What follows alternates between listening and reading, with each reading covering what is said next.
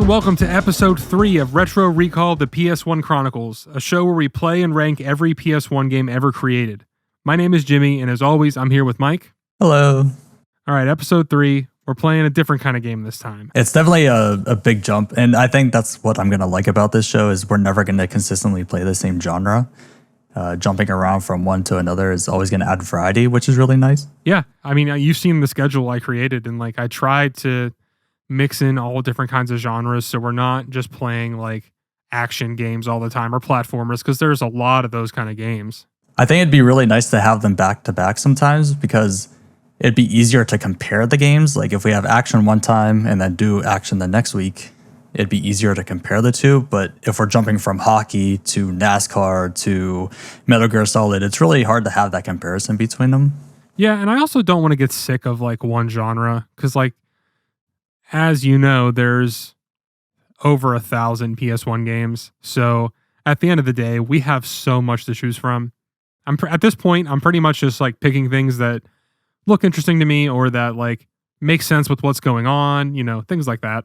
100%. I get it. I like the variety. I can see the benefits of both sides of it, and I'm not really going to complain about either side of it. But what's been going on with you for this week? So not really much. I've been binge watching Game of Thrones. Is this your first watch through? It is. Oh, man. What's your beginning thoughts on this show? Well, I've been waiting to bring it up because I started watching it right before I think we shot the first episode. And now I'm on season 5. Oh, wow. You cruised through that. Well, I love it. And for some reason at the time, I don't know why, I just didn't see... I don't know what it is. I've never seen Lord of the Rings. I've never been huge on that kind of fantasy. So I think when it came out, even though it was super well received, everybody was watching it, I was that's lame. I don't care. I think for me, it was the same reason. I think there's so much hype around it that I just didn't care to watch it. So I put it off for a very long time too. I watched the first episode and I was like, all right, here I go. Mm-hmm. They really know how to get you in on that first episode. Even now, I pretty much spend every day, I'm eating dinner or whatever, I'll watch an episode, doing something else, watching an episode. I think I'm getting sick of it. And then I get to the end of the episode and they're like, no, you're not. You're going to watch another one now. Yeah. So what happens in season 5? I forget. It's been a long time. I am at the very beginning of season 5. I mean, I don't want to just throw out spoilers, right? Even though it's over. True. I want, what's the time for that? It's been out for a long time. I'm not even going to say anything. No, we're moving on. I'm not spoiling anything, but I'm on episode 2 or 3 of season 5. I'll have to look into that to see where you are. But I feel like prior to recording, we always have these little conversations. I cannot wait until you get to the finale and closer to the finale. And it'll be interesting to hear your thoughts on this as you go along. And obviously we'll never talk about it in the show, but it'll be interesting to hear outside of the show what you think about it. At the very least, I'll bring it up once I finish it, because I know that the ending is supposedly terrible. I've met a few people who like the ending. All I will say is just go in with an open mind. Don't let what everyone thinks get into your thoughts about that. But also just, I don't want to say too much, but I can't wait to hear your thoughts on it. No, I get it.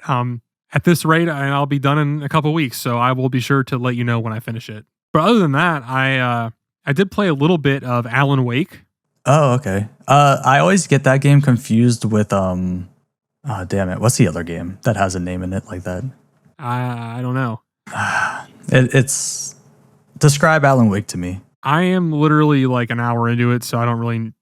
It's a horror-esque game where you're playing as a writer. Oh, okay. It's supposedly very Twin Peaks-esque, which is what piqued my interest. And there's also the sequel that came out pretty recently, last month. So I've heard that is really good. And I'm not big on horror games, but this one is apparently insane. So I want to play the other ones before I play that. Okay. I just looked it up. I always get Alan Wake. I don't know why. They're two different games, but I get it confused with Just Cause. Oh. It makes no sense to why I get those two confused, but it's anytime I hear one of them, I always think of the other for some reason. What a strange thing to mix up. I don't even know how you got there.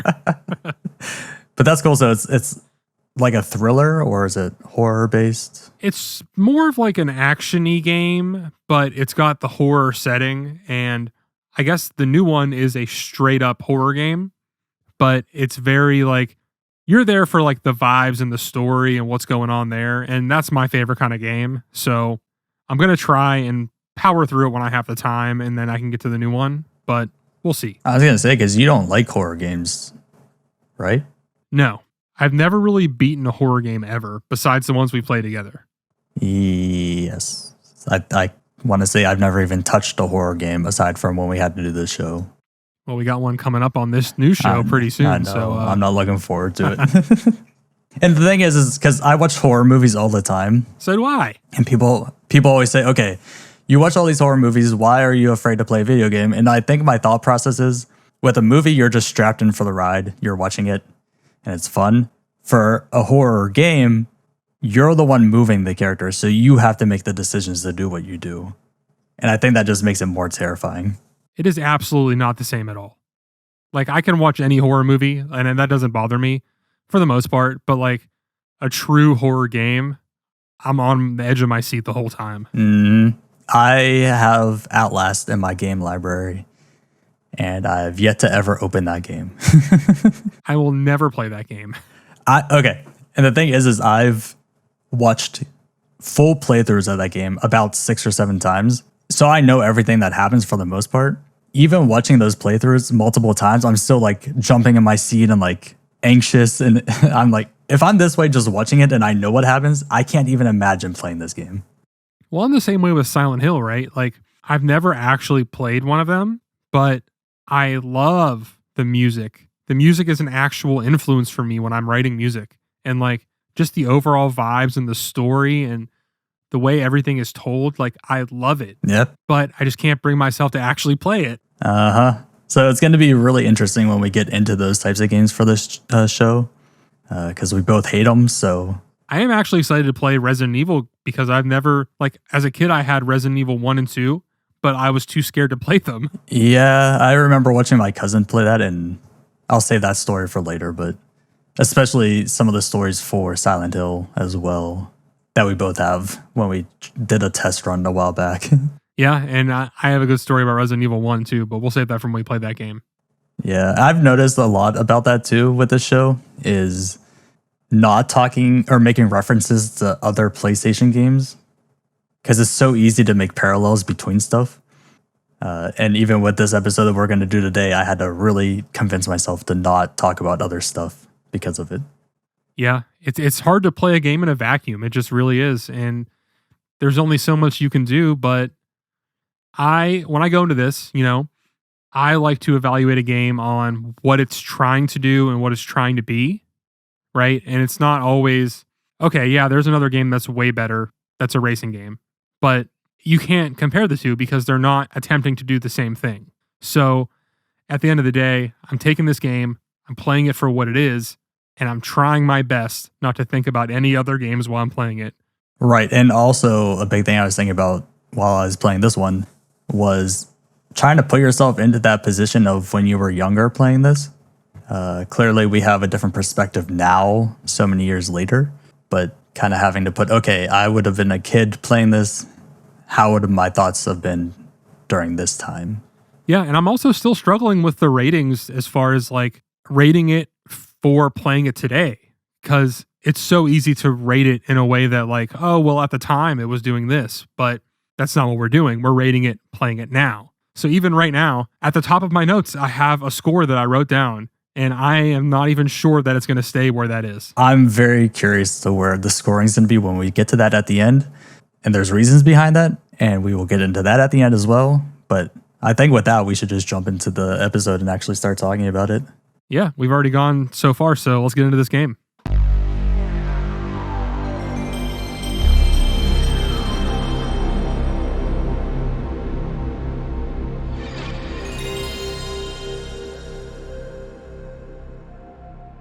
So Destruction Derby was released in America on November 16th, 1995. It came out a few months after the PS1 launch, so it was a very early title. It was developed by Reflections Interactive, which is now known as Ubisoft Reflections, and it was published by Psygnosis. who was a pretty popular developer on the PlayStation. I would categorize this mostly as a racing game, but a lot of places online, they like to call it a vehicular combat game as well, which I can see what you mean, but I tend to put games like, Twisted Metal more in that vein.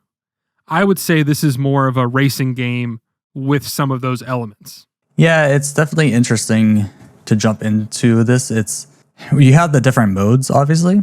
So if you have the Wreck and Race mode, that is you're racing, but you also have the scoring points for if you do hits, which was confusing to me at first. It was very confusing to me. But then you have the stock car racing, which is just straight up a race, and you're supposed to not hit the people because you want to get first, and that's what matters. So I think calling it a racing game at heart is a good way to put it. Well, I'll just start here. So I started playing the game as the Wreck and Race mode, and I didn't realize that it didn't really matter necessarily if you got first. Like, that plays into it, but what matters is the racing points, which you get for hitting people. Right. And how long did it take you to realize what those points even did? Longer than I would like to admit. Yeah, same. Because I went through and I noticed that I was getting points, and I didn't really understand why I was getting points. The first key to me was I got first place, and then it goes to the menu after the race, and I wasn't in first place. And I was like, what the fuck? Yeah, I was very confused by that as well. Yeah, my very first race I did in one of the seasons, I only got 2 points. I got first, but I couldn't understand why I only got 2 points if I won the race. It's funny because I did do a championship mode or season, and I got to like the third tier with Wreck and Race. And then I was like, okay, I'm going to try the stock car. What is it called? Stock car mode. And I got my shit rocked the second I started that. They destroyed me. Well, okay, what car were you using though? So I started with the easiest car. Oh, so even with the easy car on the stock races, they just blew by you. I don't know. Like the first race I did, I was on rookie and I did that and they were just racing by me. And I mean, to be fair, I was still getting used to kind of the way the game worked and the controls and things like that. So you can definitely say that's a part of it. But at the same time, like, I've played plenty of racing games and I wouldn't consider myself bad at them. Yeah, so I did the same thing. I started with the Wreck and Racing. For the most part, I got first every single time. But whenever I went into the stock car racing, I was getting last or 10th or like it was just impossible to even catch up to first place. Okay, so you had the exact same experience as me. All right. Yeah. And I thought, okay, so the reason I thought that I was losing so much is because when I switched from Wreck and Racing to stock car racing, I went from amateur to pro cars. So in my head, I thought it was just the pro racing and that they were just better. Yeah, so when I first got into that menu where you pick the difficulty, I was really confused by it because a big flaw that I would say of this game is that you don't unlock and get new cars.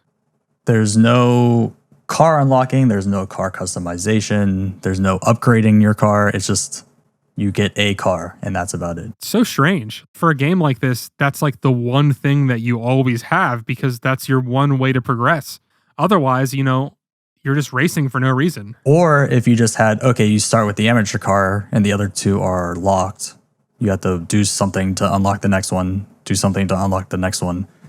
But I think that's a good way to put that is just a lot of this game is just you do something just because, and there's no real reason or objective to finishing the game. Yeah, it's kind of just one of those games where you would get as a kid and you would just play over and over again because it's the only game you have, right? Yeah, or if you had multiple games, I feel like you would play every once in a while, but it's also one of those ones where it's more for with friends, I found, with the whole time trials, with multiplayer mode. It's more suited to, your friends are over, let's play this destruction derby game and like see who can survive the longest type thing. Correct me if I'm wrong, but I don't think this game has split screen multiplayer though. It does not, no. So whenever you first load up the game, you're presented with that menu where it shows just a single PlayStation. Yeah. So if you hit down, it shows two PlayStations with a link cable between them. Okay, that's what I thought. And that's how you would have to play with your friend. Who's going to do that, dude? Come on. Yeah, the more I thought about that, it's okay, you need to bring your PlayStation over. We need 2 separate TVs, and then our games are linked together so we can play. It just is so much of a hassle to haul all that equipment around that I can't imagine anyone actually did that for too long. I don't want to go on too much of a tangent here, but the only game I've ever done that with was the original Halo, and we would have Xboxes. But to me, that makes sense for a first-person shooter, not for this. Yeah, whenever you're into the competitive shooters and whatnot, it makes so much sense. But for a little game of racing around, unless it's your only game that you and your friend have, there's really no point in actually going through the trouble to do that. Yeah, I mean, so let's just jump right into this gameplay. At first, I found the controls to be a little loose. Loose as in how? As in, like, when you turn, you just go. You go crazy to whatever direction you're pushing. Yeah, my very first note I ever made on this game was that the steering is so difficult to do. I found that every single race, it took me at least half of the race to get used to the steering, and then the second half of the race, I was doing well. And then on the next track, it then took half of the race again to get used to it. I found that after the very first season, and whenever I started up the second season, that's whenever I was actually getting the steering down really well with the amateur car. Because I don't know if you noticed, did you have this problem where it's really hard to auto-correct yourself? Yeah, and the worst thing I had was if you get your car turned around, it is an absolute fucking nightmare to get back on track. It's impossible. There were times I got spun around and I just would go the wrong way until I got hit into the other direction because I could not turn around without getting spun around again. Well, there's that track, the second track, where there's all the overlapping. Yeah. And if I was playing that and too early on, I got turned around, I would just restart. Oh, okay. Yeah, I was going to bring that up. Because I'm like, it's done. There were times when I got hit and I just went around the track a second time because I got hit into the other way. And I just was like, well, there's no point in turning around, so I'm just going to be in last place and just continue around the track how I normally would until I get caught up again. I had a lot of fun with that one, though, just with how crazy and chaotic it got, like immediately. There were so many times trying to go through the intersection where I would like tense up and stop breathing because I was, you never knew someone's going to fly in like a bullet and hit the side of your car. I had a really good time. Like, it was hard, but like, I found it really fun. You're like on edge going through it, and like by the halfway through the race, there's like the broken down cars everywhere you also have to dodge. Yeah. Now, how many times did you actually complete the second level? Not very many. Out of all the times I've played that level, I think I only successfully made it past the finish line twice. All the other times my car was broken down before I could even get to it. That brings me to my next point. I like what they did, and I like that, you know, hurting specific parts of your car changes the way the car handles, things like that. But I don't like that you really don't know how damaged you really are until the announcer is like, you better watch out. Kind of, but you have that graphic in the bottom right-hand corner to help you with that. Yeah, but it's red, but you don't know how close you are to the race ending. True. I did notice it will start to blink red whenever it's like, oh, we're close to critical failure at this point. Oh, I didn't notice that. Oh, yeah. If you get hit enough, it will go from red to blinking red. And that's when you're like, all right, if I touch a wall at this point, I'm done. Okay. Well, then now I feel dumb for even bringing that up because that's exactly what I would have wanted from this. So. Oh, yeah. They definitely make sure to point out when things are about to fail on you. I also enjoyed the announcer too. Like, he wasn't too annoying. Right. And you also have some of those comments from the other drivers where like some people will yell at you while you're driving. I did find that a little annoying. Yeah. Yeah, it's kind of like one of those like snarky little comments that you would find in a racing game, but it doesn't add a lot. It's just there. And they're all kind of like repeated phrases, so you never hear anything new much. Well, the one I heard the most was just like a scream. Oh, yeah. So the scream is, I guess you didn't realize why that happens. The scream happens when... No, I mean, I knew why. It's a certain character, right? No. So the scream happens when you hit a car hard enough that it does a 360 spin. Oh, I'm not talking about that. You mean you're talking about whenever the 360 comes up on the screen? Yeah, and then there's a scream when that happens with that. Oh, no. I love that. I actually have that in my notes. 360 pop-up is funny. I'm talking about there's one of the cars that you hit screams. Oh, I always thought that was just someone else on the track getting hit into a 360 and screaming. Well, I mean, you could be right. I really don't know, but it sounded like I'm pretty sure it was one character screaming, but That makes sense to me too. My assumption was just someone did a 360. yeah, I found the wreck and race to be the most fun though, just because you get to have those moments. More moments, and I don't know if you've noticed this on your game, but it was just pure chaos on the racetrack. Yeah, and I loved it. A big note of mine is that the AI is just insane. There was a time I went into the second level, and one of the guys in last just turned around and went the opposite direction. What the fuck? Yeah, so I'm like driving, and then I see this car going backwards. I'm like, what are you doing? This isn't even part of the race. The AI, I feel like, just kind of was able to take more damage than you. Am I wrong? It definitely felt that way, especially towards the end of the season. But because there's a lot of times where they just get all piled up into the middle of the track and they're all hitting each other. It's like, how are you not dead by now? And that brings me to my next point. I think that the damage should have been a little more forgiving. Yes. There were several times, actually with almost every single race, where I would be on like lap 10 of 12, for example. And the last 2 laps, I would have to go so slow and careful because one more hit and I would be out of the race. Honestly, whenever it was like, your car is about to wreck or not wreck, your car is about to crash or whatever he says, I would just say fuck it and just go full blast and just let it in. Oh, so he did the opposite of me. I was so focused on getting first place that I would just like throttle the gas around turns and be careful, especially coming up on a pack of cars, because if they sensed that you were coming near them, it would just go crazy and they would slam you into walls and spin you around. Yeah, I even found myself riding the barrier a lot, not realizing how much damage I was doing to myself. For the most part, the entire first season of me playing was just riding the walls because I couldn't get the steering figured out that much. So it's just kind of the easiest way to get around the course is just hit the wall and take the walls around. Yeah, and there's that line that the announcer says about the barrier that's pretty annoying. I will say that. Be careful, riding on the barrier will slow you down. Or something like that. Exactly. That was the one time where I was like, can you just chill for a second?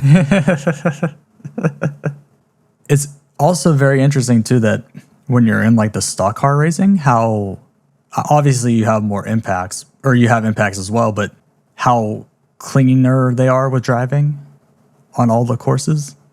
Like within the wrecking race, there was always that pile of cars that you'd have to try to maneuver your way around and not get involved with. With the stock car racing, I don't think I saw that at all with a pile of cars. No, it's interesting the way the AI works in that it was very much differentiated between the two modes. Whenever you switch to the stock car racing, it was very clear that these cars were trying to win and they weren't trying to crash at all. Which I did a little bit of research on the drivers. Apparently, every single driver in that game has a different AI system. So the purpose of this is, if you were racing and you saw number 6, for example, you would be able to start recognizing his driving patterns and you would know how to play against that car. So every single numbered car has a different driving pattern and you can essentially figure out how to win the races based on who's in front of you. I had no idea. That's pretty cool. I did notice all the portraits after like a race and it showed you all the different racers. And I thought it was cool that they put a lot of effort into that, but I didn't know why. Yeah. So apparently, I don't know if you noticed, but in the stock car racing, I want to say the Scum was his name or something. But for me, he was always winning the stock car races. In the wrecking race, I always had the dentist, I want to say, always winning. For me, I think it was the Trash Man. Is that right? Oh, okay. No, I think they could have went even farther with this and had a little bit of story to it. I think that would have been cool. Yeah, there's really no story at all that I can think of. You just kind of just jump into the races. I don't know. I mean, I don't think the story would have made a difference, but the fact that they went through the effort to create all these characters and all these different cars and personas, they could have went a little farther with it, and I think it would have been really cool. Yeah, I do like how they have different professions as drivers. You have the optometrist, the dentist, and it kind of makes you question, like, why is an optometrist racing? So it'd be nice to have a backstory to that. But then I don't know if you noticed, there's two characters. One's called Barmy Army, No. and then the other one is called Crunch Bunch. And I was like, all right, those are just lazy names. Yeah. I actually didn't really pay too much attention to all the names. I was just more focused on trying to win. Yeah, the only reason I paid attention to the names was because of Barmy Army showed up. And it made me laugh so much that I had to go look at what all the other racers' names were. Well, there's also that little thing in the championship mode. It's called like the pit crew or something, and you can go and look at each individual car. Yeah. So did you think that was something else than it actually was? I thought that it was going to let me customize my car the first time. That was my first thought too, was, oh, I get to fix my car or I get to upgrade it or something. Well, I was thinking maybe like after every race you would have to repair your car or something, but it automatically happens. Yeah, because especially when you're done with the first race, you see your car up in the corner and it's just damaged. So it only makes sense that, if I go to like the pit corner or whatever, I can repair these damages. Yeah, it pretty much seems like the only purpose that it serves is to just see the other cars. Yeah, see the graphics and see the differences between each driver and their graphics, pretty much. Yeah, I mean, I did it one time, looked at them all, and I was like, all right, I don't have to look at this again. Yeah, you could have put that option in the main menu. There's no reason to have it within the series or in the seasons. You could just put it in the main menu, take a look at it, and then never have to touch it again. Yeah, I mean, really, I told you I did like 3 tiers of it. I didn't really feel like putting in the effort to go higher on the stock car racing because like I looked it up and the only thing you get for beating one of them is you unlock a new track. Oh, okay. I didn't know that. I was going to ask you about that. Yeah, that was the only thing I could find, and I put the cheat in to get the track. And it's a cool track, but it's like not worth it. Now I want to look at the footage to see what that track looks like. Because I was going to say the same thing, is that the whole objective to this game, there's no story. Your whole objective is just to be the number 1 in League 1. And there's 5 leagues altogether. You start in the 5th one, and you just work your way up to League 1. It's just such a strange game in the way that they don't serve up any reason to do anything. It's just like, yeah, if you want to play this, you can play it. But like, you're not going to unlock anything. You're not going to get any customization, nothing. It's just, it is what it is. It's like an arcade game, Yeah, that's a good way to put it. So you said you made it to League 3. I never made it out of League 5. I did one season, League 5. I'm like, okay, it says start next season. I wonder what that's about. Start next season, realized I was doing the same exact thing. So I got through that. I made it to the very top of League 5. So if I did the season one more time, I would have went to 4. But I'm like, I don't want to do this again. I already did it twice. And it's just the same tracks, the same outcomes every time. So why put in the effort one more time? Well, I figured, beating that was the quote unquote way to beat the game. So I was doing that. And, I had that kind of same realization you did. And I'm like, why am I even wasting my time with this? I've pretty much seen everything this game has to offer, Yeah, and that's about the time whenever I started just trying the different modes and different cars to see how much of a difference everything is when you change up all those factors. Yeah, and switching the difficulty mode and, and by extension switching the car, I didn't really notice that much of a difference. Did you? Going from amateur to pro cars was a huge difference. I noticed with a pro car, if I hit the brakes and try to turn, I'd spin out because it had better drifting capabilities. So with how difficult the steering was in general, it was hard to counteract the drifting to actually keep it straight or go around the corner if you needed to. Aside from that, it's a little bit faster. I think starting from amateurs, better handling, slower speeds. What was the next one? Rookie? It's rookie, amateur, then pro, I think. Oh, okay. So the middle one is kind of balanced. You have your balanced speed and handling, and then it seems like the pro is really good speed, lower handling. So what I did was I just played most of it on the lowest one, which I think is rookie. And then at the end, I switched it to pro to just see the difference. And I didn't really notice that much. I mean, I definitely had a harder time, but at that point I was like, am I just like bad at this game? Yeah. I think where I messed up on it was I went to stock car racing when I did the pro car. Oh, you probably got destroyed. I did. I could not win a race. I couldn't even come in if I got 8th place in a race, that was a victory for me because they were just passing me nonstop. And I just thought, okay, well, it's because I went to the pro car. These ones are faster, I guess. But it sounds like it's because I was in the stock car racing, which is why I was having that trouble. Yeah, I mean, what did you think of the Destruction Derby mode? It was there. Honestly, that's the best way I could put it. I was kind of excited, but also curious to what the Destruction Derby Championship was. But it's literally just the same level over and over again, doing the same exact thing. Yeah, I started it, and then I got to the second time, and I was like, oh. Yeah, the only difference is oh, it's daytime. Oh, now it's nighttime. Oh, now it's daytime. That's all you're doing. Yeah, and for the game to be based around that, or at least, named based on that, you would think they would have put a little more work into that. Yeah, at least change the environment. I guess Destruction Derbies in its original sense is just cars hitting cars. So the only way to really improve on each thing is maybe different sized arenas and different environments around the arena. Yeah, I mean, they could have at least just made it a little smaller or bigger or whatever. I didn't really care for the regular straight up Destruction Derby, but I did like the one where you're trying to survive and everybody's coming for you. Wait, what is that one? So when you go into the options for Destruction Derby, there's two other options. One's called Total Destruction and one's called Duel. Total Destruction is where you're trying to survive and there's a timer and you try to survive as long as you can where every car is coming for you. And then Duel is just like a one-on-one. I never even saw that at all. I think I was just so focused on the championship part of it, thinking that was the main game, that I completely missed those options. That's crazy. Yeah, as you know, one of the first things I do is I go through every option in the game. Right, which I want to get to that in a second. But whenever I saw the duels, because I did specifically see duels, I thought that was just between a multiplayer thing with the link cable. So I never even bothered to try it.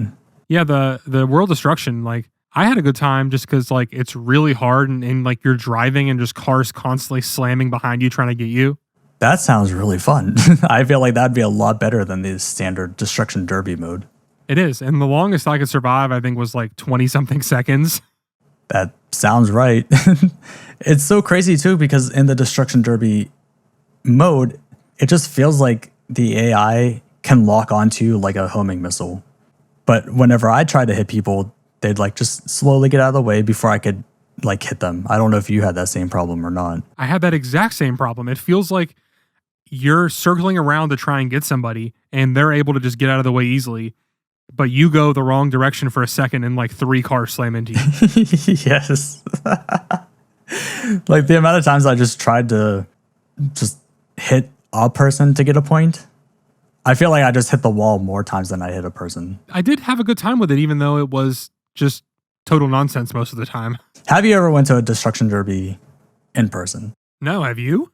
Yeah, I have. Really? Yeah. So where I grew up, without giving away the location, was very country-esque. My dad used to love going to the dirt track races with the sprinter cars and whatnot. So my childhood, we went there a good bit during the summers. There'd be special events where it was Destruction Derby, where they would do the standard, the bull arena that we did in the game. And then they also had a Destruction Derby race, which I could link to this game too, with the figure 8 track. They literally had figure 8 track racing Destruction Derby at this place. That sounds sick. It was incredible to watch. And I couldn't even imagine how scary it was to do the figure 8 race. But in an in-person Destruction Derby match, people always start backwards. And because you want to protect your engine. So it's always reverse into everyone. And then obviously people are aiming for your front end and you're trying to protect that as much as possible. In this game, I tried to do that technique of driving backwards and the game kept trying to auto-correct me to spin around and go forward. I don't know if you saw that too. A little bit. I just had a hard time reversing it all just because the camera's a little weird. Yeah, it seemed to just always want to fix the direction I was going. But I'm like, no, I'm trying to do this the right way. But you're trying to fight me on it the entire time. Yeah, but we could forgive it for not being realistic, right? No, I get that 100%. It's just when you're trying to protect your engine, but the game is actively preventing you from protecting your engine. It's a little frustrating. Yeah, and I found that the front of the car was the first thing to go for me most of the time, and that's how I would lose. Mm-hmm. You could always tell which side of the wall you kept hitting based on which end or which side of the front end would die first. Because it's like, oh, I guess I was hitting the front left a lot more than I was anything else. I did like how if you would damage one side too much, then you would like have a hard time turning. Yeah, the physics behind the hits were really good. If your back tires were hit or your like back door, you would go a little bit slower, or your car would kind of drag to one side. If the front tires were hit, you couldn't really turn that well. It was a really nice little detail to put into that game. No, and for being such an early PlayStation game, like essentially being a launch title, even though it's not really, but I think this game is really impressive. Yeah, they don't have a lot of options to do stuff, but there are little details within the game that are really nice for an early PlayStation release. Yeah, and I mean, at that point, racing games are arcade games, so it makes sense for this to be that kind of game too, to not have all that extra stuff that we expect now. Yeah, I was looking into the development. Apparently, they actively were trying to make the physics really nice just for that matter of making it as realistic as it can be whenever you bounce off of a car. Another thing that I really, really have to say is I think the soundtrack is so fucking sick. I was going to ask you how you felt about that. I do like it, but there are some songs where it felt like my first Fruity Loops song in a way. I'll give you that. But some of them I just felt were so catchy. Yeah, a good amount of them were. I'm not saying that the entire soundtrack sounded that way. There's maybe one or two songs where it sounded like it was their first time using Fruity Loops, and that's what they came up with. Yeah, there's the one that uses the voice sample over and over again too. I didn't really like that one as much. Oh, okay. I don't know what that one is. But I found the one for the second track to be my favorite, which is also my favorite track. Okay. Yeah, I don't really know what that is off the top of my head. I noticed there were times I was so focused on driving, I kind of zoned everything else out. Well, the song for the second track will be the song in the beginning of this episode, so people will know what I'm talking about. Okay. That works. But yeah, I don't really have much other stuff. Well, what else you got? So did you have a problem with this? Because I took your advice from the last episode, pushing every single button. Did you notice that if you went into an option, there was no way to go backwards in that option? Yes, I have this written down, the center screen option. Yeah. I would be locked into like a thing of, oh, click X to go into this race. And I didn't want to. I wanted to go back. I pushed every single button. There's no going back. Once you click on that, you're committed to doing that. I'm not sure if that's an emulator thing or not, so that's why I don't know. I guess, but since when did something like that ever affect a game like that? Well, I figured since it's like a center screen option that like since we're not playing it on the actual PlayStation on like a real TV, there might be something going on there. But I don't know. I guess. But the only other real thing I could think of is that I don't think we talked about this too much. There's only 5 levels in this entire game. Yeah, and there's 6 if you get that bonus level, but like at that point, you're done with the game, They do try to spice it up a little bit. I was looking, and once you make it into League 4, you can start getting different versions of each track. Oh, that's really cool. Yeah, you have day and night options, which that doesn't change much. But then you have reverse tracks of each level. So they are adding stuff, but you have to make it to League 4 to even see those different things. That's cool, though. I had no idea. The bonus track actually has a tunnel in it, which I thought was cool. Oh, nice. And it's also the only time in the game when I was playing where I noticed a frame drop. Oh, okay. Was it during the tunnel part? No. Oh, interesting. Yeah, I mean, you could show it in the footage, but like, there's just one turn that you make. It's like soon before the tunnel, I think. And like the frames would just drop for a second. Other than that, though, I never had any other problems with the game in that way. Interesting. And the one comment I was going to make was that a lot of the levels, or all of the levels, are just flat. You're just on a flat road and there's not much to them. So to add a tunnel, it doesn't seem like a lot, but considering what the rest of the levels were, that does seem like a nice little improvement. Yeah, and it's strange to save that for the bonus level. Yeah, because I feel like you obviously have your standard oval track. You have the figure 8 track. Then you have 2, I would call them like street maps where there's a lot more turns. And then you just have the figure 8 track, but bigger with more intersections. Yeah, I was thinking about it. And like, if there were hills and jumps, I feel like this would have gotten so out of control, though. Yeah, and whenever I say it was just flat, I don't mean track-wise. I just mean environment-wise. There was just never too much to it. It was kind of plain, I guess, to say the least. So whenever you say about the bonus level having a tunnel, it's like, oh, that's interesting. That adds something new to these levels. Yeah, I believe that the bonus level is called the Monastery, which is cool. I'm curious to watch the footage back to see that, because that's cool that even exists. Yeah, and I mean, I also don't know if I'm biased because I played the same levels over and over again for like 2.5 hours. Well, but at the same time, it's really nice that it gives you something for beating the game. Because the entire time I was playing this, my thoughts were, I'm not working towards anything. I'm just playing these races. So the fact that there is something to play towards is really nice. Yeah, I agree. One thing that I forgot to bring up earlier, this game should have had a map, like a track map while you're racing. Yeah. But I want to hear your reasons to why. I just feel like especially on the races with the overlapping parts, like the second track, and then there's, I believe, the fourth one that also does that. Yeah, the bigger figure 8 track. Yeah, it gets a little confusing once you start getting turned around and there's all these big pileups and like you don't really know where you're going sometimes. And if you had that map, it would at least help. And you'd be able to see how far ahead, the first, second, third are from you as well. Yeah, I would have loved that. I think, we can transition into this. I made a little section in my notes for improvements of what do we think would make the game better. I like that. We should add that to the script and not the script, the podcast rundown and everything. Yeah. So I think map, I didn't even put that down. I didn't think about that. That would have been great to have. For me, I put more tracks. I would have loved to see different variety with the tracks, especially with the demolition derby part. Yeah, I agree with you there. I mean, we already talked about car customization and upgrades. Even if you had a money system of, you won, so here's some money that you can use to upgrade. I feel like games weren't doing that around this time. So I can understand why they didn't have a money system. Yeah, but it would be cool if, this is like getting crazy, but, you could change the parts to where you're faster, but, you take damage easier, or you're more of a tank, but you're slower, things like that.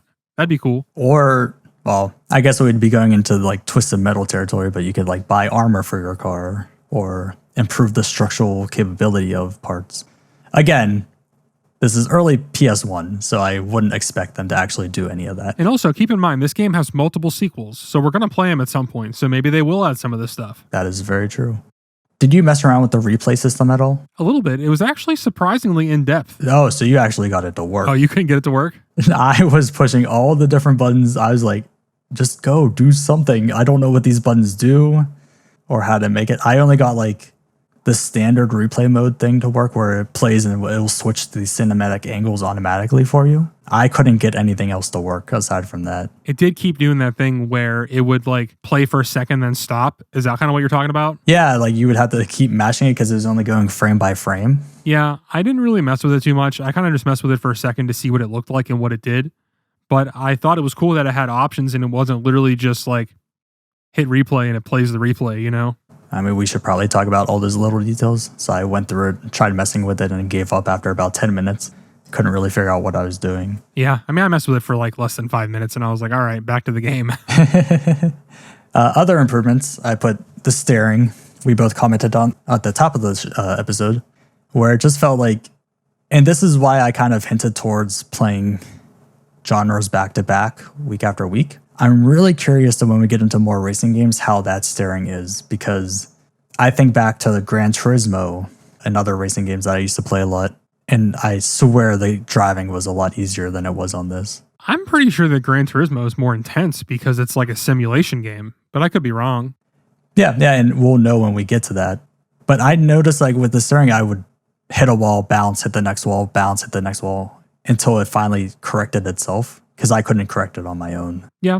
And, that's just the arcadiness of it in general. Like, it's not trying to be realistic, so I can forgive it for that. And then lastly, for an improvement, I just put the replayability or even the incentive to want to play more. But this was before knowing about that extra level, but there's really no motivation to want to keep going at all in this game. Yeah. And that goes into all your other improvements as well, where you're like, customization, unlocking cars, unlocking maps, anything, that would have all been reasons to keep playing. And really right now, the only thing is to get better at it and to like master the game. Yeah, ultimately I could see getting better, mastering it, to then go into the time trial mode. We never talked about that. and getting a really fast score that your friends can't beat. I did not even try the time trial mode. I'm going to be honest with you. I did about 5 minutes and there was no end to it. You kind of just keep going until you feel like you got to the fastest lap and then you exit and it will have you put into your name at the end of the screen, kind of like the old arcades where they had a ranking. And that's pretty much all it was. Yeah, I figured even like any game that I play, if there's like a time trial mode or anything like that, I never do it. I'm not the kind of person to like master a game like that. No. The only time I will is if there's a reason for it. If you're getting something out of it, I'll put in the effort. But aside from that, I'm not going to put in the time. I really don't have much else to say on this game. So I do have one last thing. And we kind of like hinted towards it, but we never really talked about it. But what do you feel about the graphics? I think they're fine for what it is. I don't think they're great, but I think it's all right. They're very simplistic, to say the least. But I did a little bit of research on this, and there were games like Wipeout, Ridge Racer, and Twisted Metal that came out all around the same time as this game. And I guess just comparatively, those games look so much nicer than this one. And again, could be like a smaller studio, so they didn't have the funds to do something with it. But I don't know. It felt like there could have been more that was done with the environments and the cars to make it look a tiny bit nicer. Honestly, in my opinion, it kind of seems like they went more of the route where they focused on the AI and the collision and the physics over the graphics, which I think that was probably the better choice for this game. As I was saying that out loud, I realized, they probably put more time into those systems and didn't really focus on the graphics. Yeah, I mean, if the graphics were better, I don't think it would have made the game better, but all that other stuff did make it better. Yeah, that's actually a very fair point. All right, well, before we get to our review, let's take a look at a couple retro reviews and see how this game was received around the time it came out. The lowest review I could find, period, for this game was a 7, which I thought was interesting. It's very interesting. So first I have GameSpot gave it a 7.1, and the quote is, "It's mindless, brutal mayhem like Destruction Derbies that gives video games such a bad name. Thank God for games like this and their pointless, glorified violence from beginning to end that sucks you in instantly." Which is an interesting take on it, but I feel like we should talk about the next review and then actually talk about both of them together. Okay. Electric Playground gave it a 9. Destruction Derby is a winner in every capacity. It has some of the smoothest, most immediately appealing graphics in all of gamedom. They end their review with, "You'll be sorry if you skip this one." Obviously, I don't agree with the graphics thing. I mean, come on. No, not at all. But what do you feel about both of those? The comments about violence are funny because it's not violent, really, compared to even things around the time. So I don't even know where they're pulling that from. Yeah, so that's why I kind of brought up Twisted Metal before about the graphics, is because of this. Twisted Metal came out 6 days after this game came out, and I feel like that game is so much more brutal, so much more destructive, so much more violent than this game is. Yeah, especially like the later ones. They're really dark. Yeah. So I want to say, I'm trying to put myself into the mindset of these people, and I want to say it's from, you have nothing else to compare it to at the moment, because again, Twisted Metal came out 6 days later, so maybe this review was done prior to that even coming out. Yeah, and it's also, there's no other games like this around this time. There really isn't, no. The most I could think of is, this is going to be a stretch, but the closest I can think of is NASCAR games where they have damage, but that isn't your objective in a NASCAR game. Even then, I don't think that there were that many like 3D NASCAR games yet, though. Oh, true. That might have been later, much later. Yeah, I mean, with this being so early on the PS1, there's really not a lot of comparisons for this. Yeah, I was trying to find something close to this around the release of the PlayStation. I couldn't find a thing. This was the first of its kind coming out on PlayStation, for sure. Yeah, I mean, it's just a unique game for the time, and I'm just going to go ahead and say it. I'm going to give this game a 7. I love it. I caught you off guard. I love it. I'm in shock of that number, actually. Because what I was going to say was, I feel like this game got a really high score because of the originality at the time, and you didn't have much to compare it to, being that the PlayStation was very new. So obviously, when you look at this game, it's going to be very, very good. I think pulling back a little bit and now comparing it to other games around that time period, especially after and maybe earlier the next year after the PlayStation came out, a 7. Jeez. I had a good time with it. It was difficult, And like you said, there's not a lot to unlock. It's not a great game, but for what it's trying to do, I think it's fun. And as a kid, I would have loved this. I remember I saw like ads for it or something. I've heard of this game before. And I think I would have enjoyed it the same way, when I was a little bit older, I enjoyed games like Burnout. Right. But what about the replayability? How does that factor into your score? Because in my sense, the replayability part of it doesn't give it that high of a score. For me, if I'm going to play this, again, going into the mindset of a kid, I feel like I would play this for a little bit and then it'd go onto the shelf and I'd come back to it every once in a while. Like, oh yeah, I want to play this game. All right. You are changing my mind a little bit, but at the same time, I just think it's an arcade style game. So you have to kind of know what you're getting going into it, right? But would you around this time period? Well, we're not talking about around this time period, are we? We're talking about right now.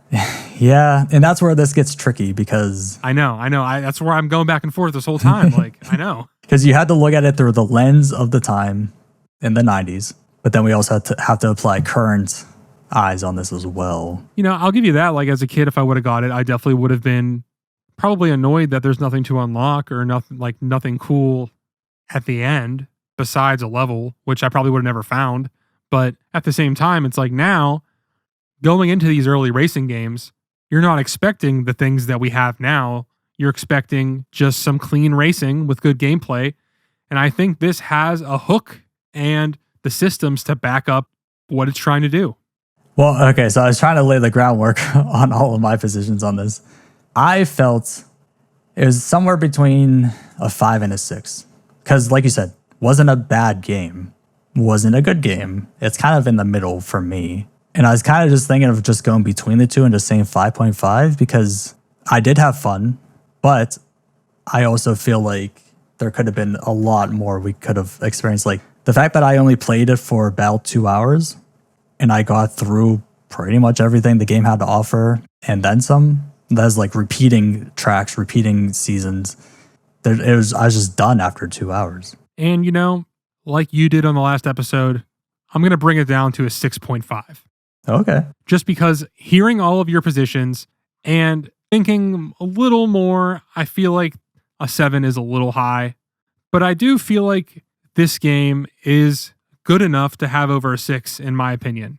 It's a cool concept. It executed well. I think it deserves it. Yeah, I mean, well, between the two, we average out to 6 out of 10. So I think we sit nicely in between both of us. All right. So where does that put it? So that would put Destruction Derby at position number 2 right after Crash, which means for the 3rd week in a row, Crash is still the best game we ever played. Please let it end. It's going to get a lot more interesting when we get farther into this. Obviously, Crash is not going to stay at number 1, but who knows how long he's going to keep that position. I hope not for long, but I don't have faith in the lineup that I've picked so far. We're going to have more of a fight towards the bottom of the list than the top of the list for a while. For real. But like right now, out of the 3 games we've played, we go Crash, Destruction Derby, then Soul of the Samurai. I have no qualms with that at all. No, not at all. It kind of makes me question the Soul of the Samurai ranking a little bit now that we're kind of going, but it is set in stone. I got to hold to that. Yeah, we're not going back and changing anything. It's done. Yeah. But yeah, I agree. I think this is a pretty good list so far, and I'm excited to see where we go with this down the road. All right, well, that's going to do it for us. Thank you so much for watching or listening. If you enjoyed this, please remember to like and subscribe, as well as give us a rating on podcast services. We'll see you next week.